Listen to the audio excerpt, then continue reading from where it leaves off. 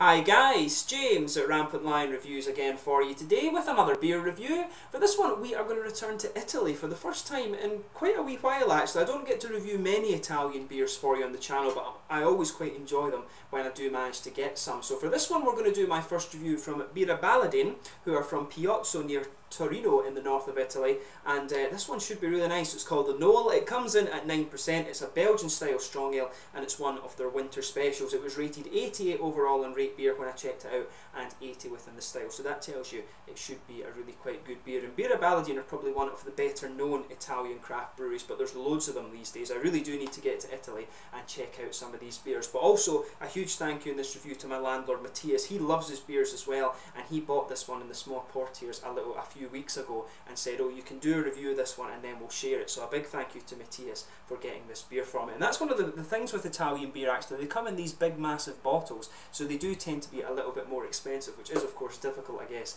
on a student budget. But yeah, definitely excited to try this one. I hope you guys enjoy the review. But as always with my reviews then, I'll tell you a little bit about the brewery. If you want to get straight to the tasting, just fast forward. All the usual links are in the description below. That's the brewery website, the link to my future reviews that hopefully I can do from Birra Baladin. There's all the usual social media. If you want to see more beer reviews, do subscribe to the channel. The whole channel of course has a geography based tagging system, so you can go into the homepage and search for beer based on country, city or state, whatever it is you're interested in. Do check out the playlist of beers for different countries. There is one there for all the Italian beers that I've reviewed before, maybe about 20 or 25 that I've done of them now. But as always, please do get in touch and let me know some of the other beers and breweries that you guys would like to see me review, especially if you're watching in Italy. But the support and the input that you give to the channel is always hugely appreciated. It's always interesting to hear from you guys. You always have interesting things to say, so do get in touch. But anyway, to tell you a little bit then about Birra Baladin. So as I mentioned to you, these guys are based in a little village. It's only about 1,000 people. It's called Piozzo and it's near Torino in northern Italy.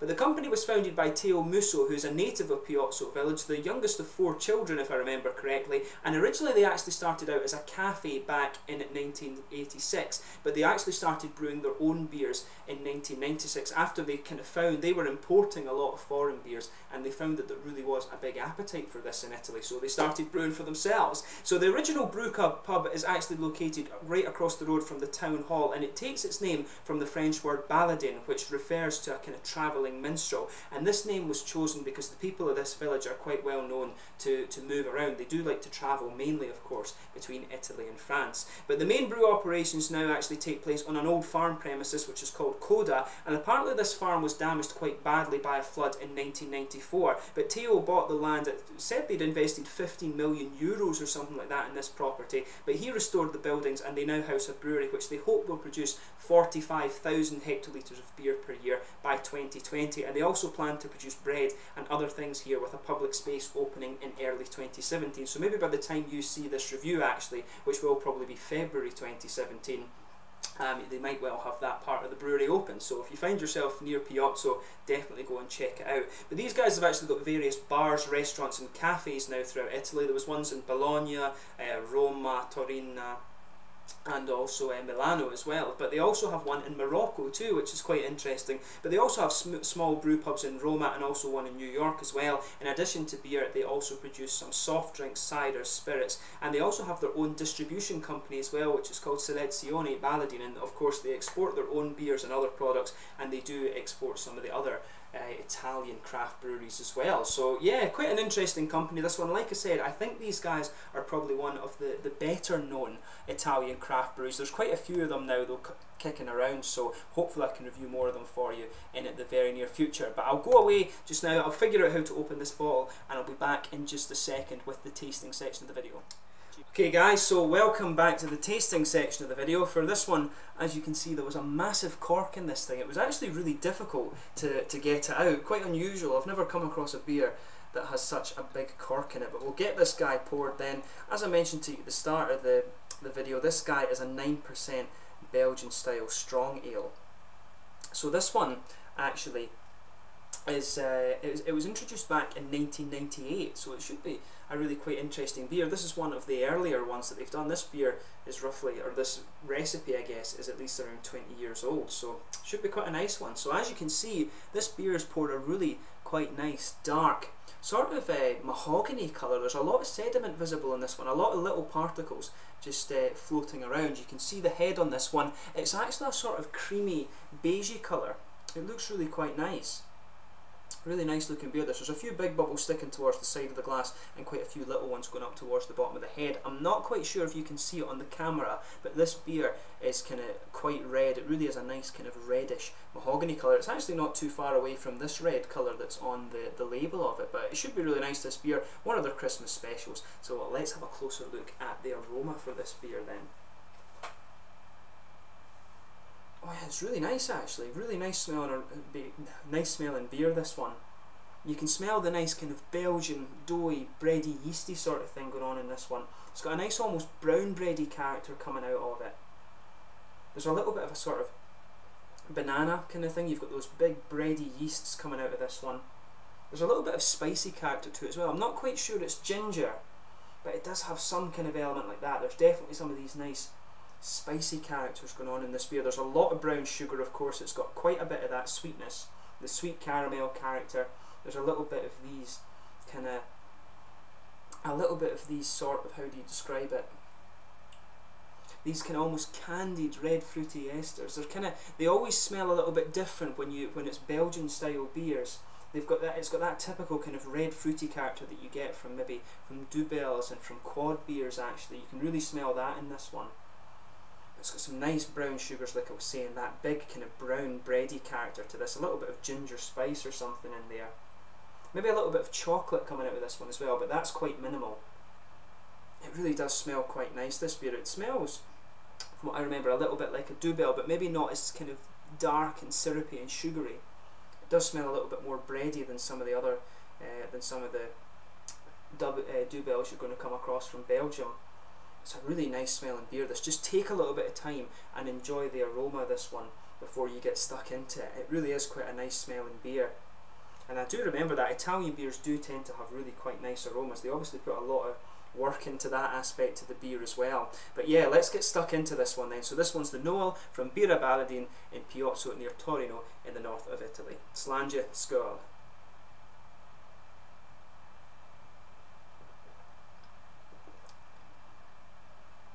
Pretty nice actually. It's interesting too because it has a lot of the Belgian flavour, but it reminds me a little bit more of some of it's got a really light mouthfeel to it, and I do remember that with Italian beers. They were always quite big in the mouth. They were quite big in the flavour, but just that little bit lighter in the mouthfeel. And it's probably just to do with the sort of temperatures that you're going to get in Italy. It does tend to be a very hot country, of course. This is definitely a nice beer. So yeah, with this one, you've got a nice sort of brown bready character to it. That just blankets the middle of your palate there. On top of that, you've got some kind of toasty caramel sweetness in there, maybe even a little bit of biscuit, but you can feel as the flavour progresses you start to get that kind of Belgian yeasty sort of thing coming out of it, but it's more like a brown bready yeast than other things. There is a little tiny bit of spicy character in there as well. Not quite ginger, as I said. I don't think it is quite ginger, but there is a little tiny bit of an almost gingery character to this one. But it tastes really nice, and I do like that with the Italian beers. They tend to be very, very drinkable, but very big in flavour as well.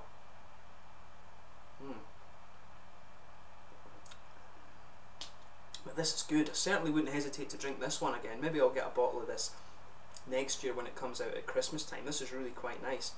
So with this one, it's almost got a kind of cakey feel. It does taste a little bit like cake almost in the middle of your palate. It's really nicely done. So with the hoppy side of things, there's a little bit of earthiness on the side of your palate.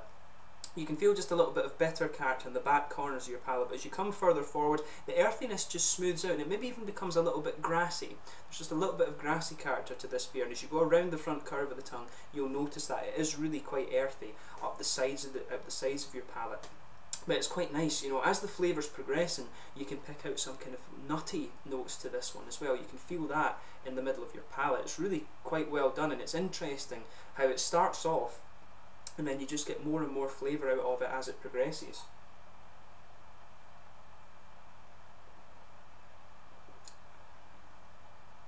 Yeah, there's a really nice kind of sweetness to this one. If you just go behind the front curve of your palate there, that's where you get this little oily bubble where a lot of the nice kind of reddish fruity esters come out of the beer, and you can just feel that little, it's almost like a kind of candied red fruit, so sort of figgy character, maybe some raisins in there as well, but it reminds me a lot of these, as I always say, it reminds me a lot of these little red heart-shaped sweets that you get from Haribo. It does have that little element of red fruity character to it, this one. But it's really nicely done, this beer. I certainly wouldn't hesitate to drink it again. I do like how kind of light and drinkable this one is, and I have to admit that is a little bit surprising when this is intended as a kind of winter seasonal beer, but it goes together really quite well. So a big thumbs up to Birra Baladin when it comes to this one, the Noel. Certainly wouldn't hesitate to drink it again. In terms of the mouthfeel, I'd say this one is actually quite light bodied. Like I say, it's surprisingly light bodied for a winter beer. There's a lot of malty sweetness to this one.